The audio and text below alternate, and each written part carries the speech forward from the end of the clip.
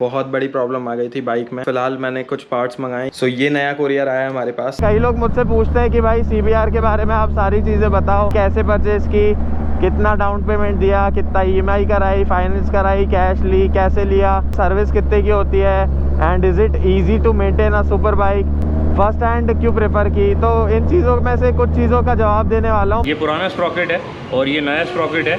जैसे कि आप इसमें भी देख पा रहे हो, ये सारे टीथ जो हैं वो डिफॉर्म हो चुके हैं।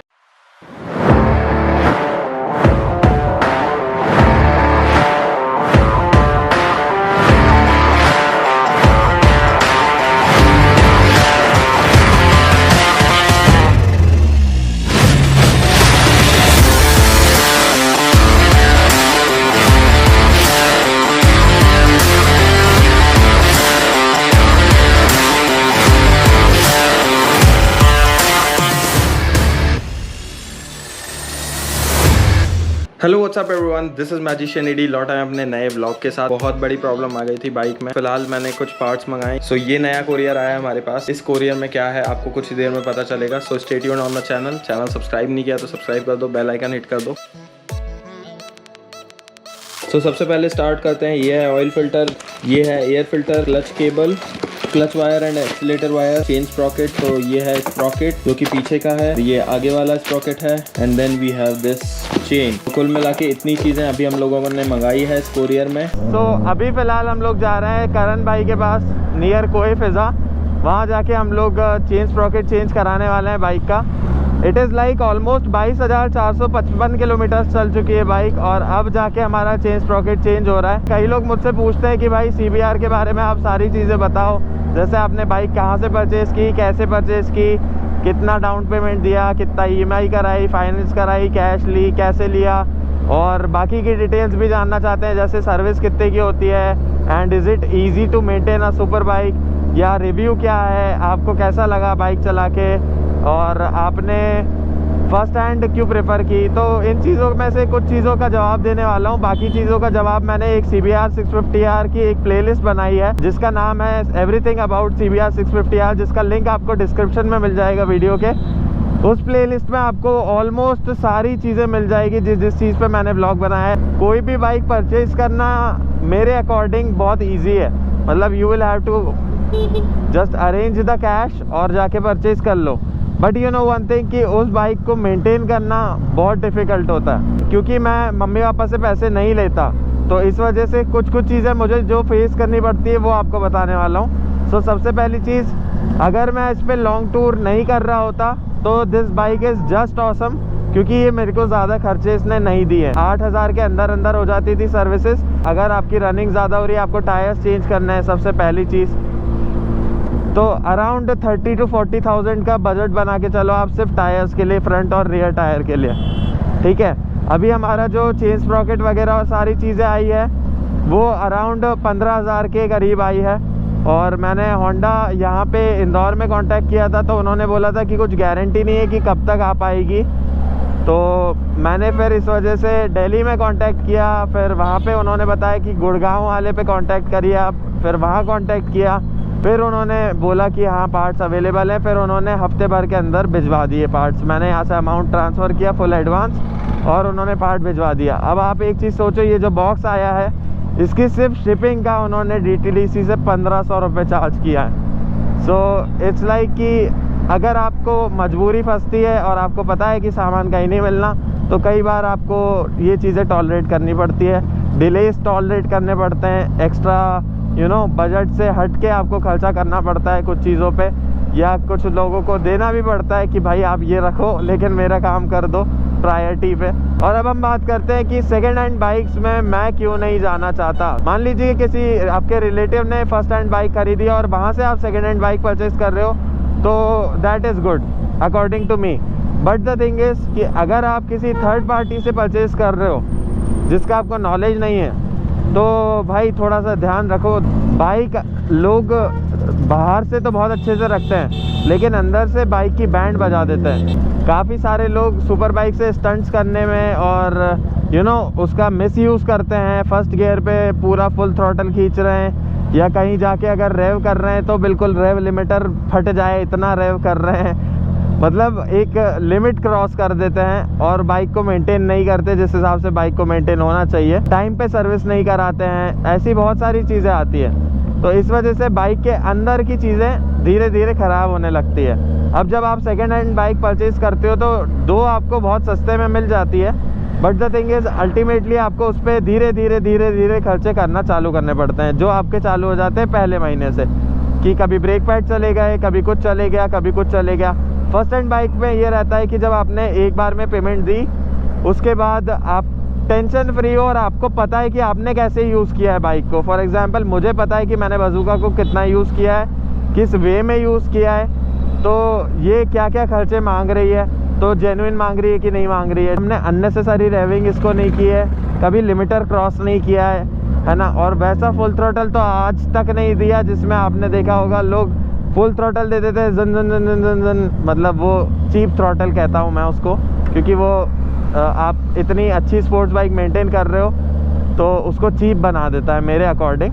क्योंकि जब आपकी इतनी अच्छी बाइक है तो just one throttle is good enough to show your presence, that's it. Oil seal leak हो तो आपको समझ में आ जाएगा, लेकिन अगर सस्पेंशन टूटा है या किसी ने कुछ काम करा के आपको दिया है तो वो आपको अलाउ थोड़ी ना करेगा कि इंजन खोल लो या सस्पेंशन खोल लो और चेक कर लो कि पार्ट्स जेन्युइन है कि नहीं। तो ये सारी चीज़ें आपको सेकेंड हैंड में प्रॉब्लम्स फेस करना पड़ती हैं। तो मैं पर्सनली प्रेफर करता हूँ कि सेकेंड हैंड बाइक्स में नहीं जाना चाहिए। अगर बाइक लवर हो और लंबे समय के लिए बाइक रखना है तो फर्स्ट हैंड बाइक्स में ही जाओ। हाँ, आपको अगर शौकिया तौर पे कुछ समय के लिए चलाना है और बेचना है बाइक को तो सेकेंड हैंड में आप जा सकते हो।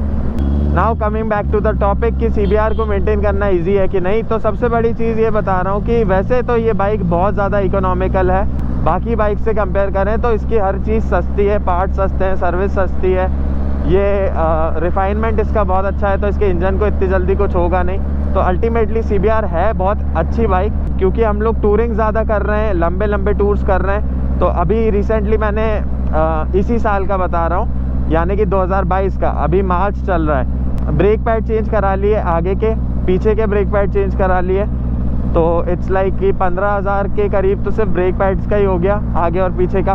फिर उसके बाद चेन स्प्रॉकेट अभी मैंने मंगाया है, क्लच केबल, एक्सीलेटर वायर ये मैंने मंगाया है, एयर फिल्टर मंगाया है, ऑयल फिल्टर मंगाया है। तो इसका 15,000 कुछ का बिल बना था वो, प्लस जो 1,500 रुपये उन्होंने शिपिंग का लिया है वो, यानी कि 16,500 रुपये उसके खर्च हुए। फिटिंग का तो मैंने बताया ही नहीं है, ठीक है। सर्विस का जो चार्ज हम एक्स्ट्रा पे करते हैं वो अलग है, और फिटिंग का जो चार्जेस पे करते हैं वो अलग है। अभी सिर्फ आपको पार्ट्स का बता रहा हूँ। 40,000 के हमने बीच में टायर चेंज कराए थे। तो आप जब बाइक परचेज़ कर रहे हो तो बी रेडी कि इसमें खर्चे आने वाले हैं। हाँ, आपको लोकल सिटी में घूमना है, राउंड मारना है, तो उसके लिए कोई दिक्कत नहीं है, उसमें ज़्यादा कोई दिक्कत नहीं आती, उसमें ज़्यादा कोई खर्चे भी नहीं मांगती बाइक। अगर आपको और भी कोई सवाल हो जो मुझसे करना है, जैसे अभी ये तो रिसेंटली कुछ दिन पहले मैंने कमेंट्स पढ़े थे कि भाई सेकेंड हैंड बाइक परचेज़ करना चाहिए या नहीं, और CBR कितना खर्चा मांगती है, तो वो मैंने आपको बता दिया। मेरे साथ प्रॉब्लम आ रही थी वो ये है कि लॉकडाउन में उतनी इनकम हो नहीं रही थी, और जब मैजिक शोज़ आना चालू हुए तो वापस चीज़ें आने लग गई, तो अपन लॉन्ग टूर सोच सकते हैं।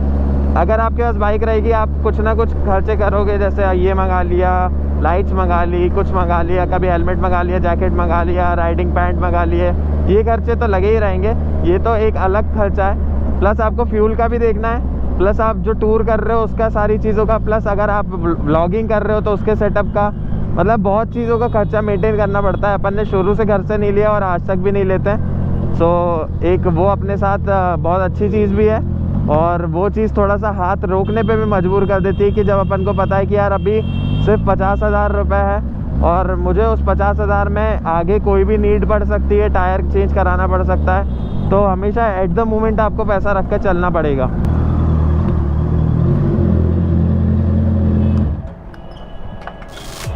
क्या हाल चाल दादा?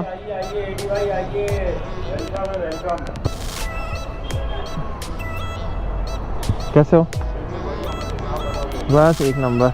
व्हाट डू यू थिंक करंग भैया, अभी अपनी 22,000 करीब चल चुकी है, तो उस हिसाब से सही चला है कि नहीं चला है या एवरेज चला है? बिल्कुल सही चला है। 18,000 से 20,000 किलोमीटर तक प्रॉफिट की लाइफ होती है। ओके। और 22,000 बिल्कुल सही चला। अच्छा चला है। और हालांकि चेन कम्प्लीटली लूज़ हो गई है और स्प्रॉकेट में थोड़ा बहुत डिफॉर्मेशन है, बट हम पूरा सेट नया डालेंगे। अगर स्प्रॉकेट पुराना रहता है, डिफॉर्म्ड रहता है, तो चेन को वो इनिशियली भी लूज़ रखता है और उसके अंदर आवाज़ आने की भी प्रॉब्लम हो सकती है और आपका जो परफॉर्मेंस है वो भी कहीं ना कहीं ड्रॉप होता है, क्योंकि उसके अंदर जो है टीथ जो है वो दिखते तो सेम है बट थोड़े थोड़े वो बेंड हो जाते हैं। इसकी वजह से एक परफॉर्मेंस में लैग आता है इनिशियली।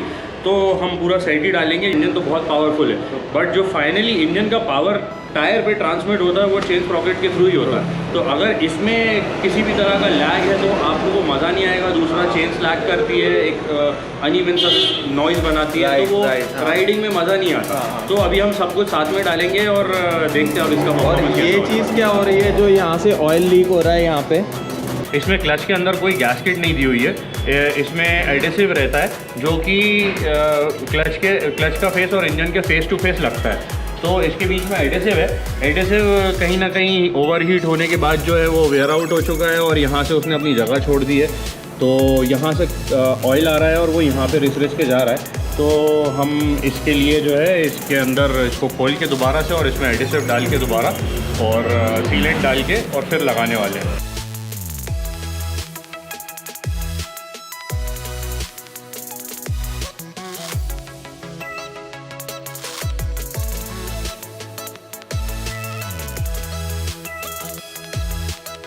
आप देखिए क्लियरली आपको दिख रहा होगा ये इस तरफ झुक गए हैं, थोड़े से ये इस तरफ में झुक गए हैं सारे दांत। और ये बिल्कुल फ्रेश है, बिल्कुल स्ट्रेट है। तो इन दोनों के बीच का ये जो गैप होता है, जो पिच होता है, वो पिच चेंज हो जाता है। इसकी वजह से जब अपन एकदम इनिशियली उठाते हैं तो अपना कुछ % ऑफ पावर जो रहता है वो चले जाता है इसके स्लिप के अंदर। तो अभी नया डालेंगे, एक नंबर काम हो जाएगा।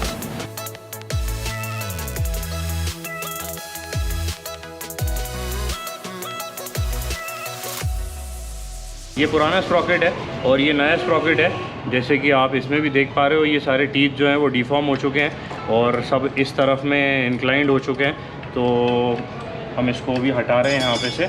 अराउंड एंड अराउंड ये भी 20,000 चल जाना चाहिए। वो depend upon your driving style and driving conditions. आपकी ड्राइविंग ज़्यादा अच्छी है इसीलिए 22,000 तक चल भी गया, वरना हमने ऑन एन एवरेज देखा 18 से 20,000 से ज़्यादा चलता नहीं है chain sprocket. This is the new chain, DID की चेन है। This is one of the world's best motorcycle chains. तो सबसे ज़्यादा रिलायबल चेन है और बहुत ही मतलब मेरे हिसाब से ये बेस्ट प्रोडक्ट है। और ल्यूब होके भी आया है, इसमें सिरामिक लूब है वाइट कलर का। ये देखिए जो आप देख रहे हो, ये लुब्रिकेशन आया है इसमें ऑलरेडी। तो फिलहाल अभी हमको इसको लुब्रिकेट करने की भी ज़रूरत नहीं है। जो कलर्स अलग अलग रहते हैं तो उसमें भी कुछ डिफरेंट चीज़ रहती है क्या? गोल्डन कलर की चेन होती है, वो यूजुअली रेसिंग परफॉर्मेंस के लिए यूज़ किया जाता है। इसीलिए क्योंकि ब्रास जो है वो स्टेनलेस स्टील से लाइटर मटेरियल होता है और रेसिंग कोई भी रेसिंग मोटरसाइकिल हो या कार हो, वेट रिडक्शन, जो पावर टू वेट रेशियो की हम बात करते हैं, कोशिश करते हैं कि जितना लाइट से लाइट बना सकें। तो हम चेन को भी ये इसीलिए लाइट बनाते हैं। वो रेसिंग चेन होती है और वो ब्रास की होती है। तो ये जो लॉक्स होते हैं, ये पिन, ये सब ब्रास के होते हैं उसके अंदर। तो हालांकि उसकी अगर आप ऐसे ही लाइफ देखो डे टू डे लाइफ में तो उसकी लाइफ कम होती है, बट रेसिंग के लिए it is one time use only. So they need only performance और वो एक्सपेंसिव भी होती है। So it is only use in racing.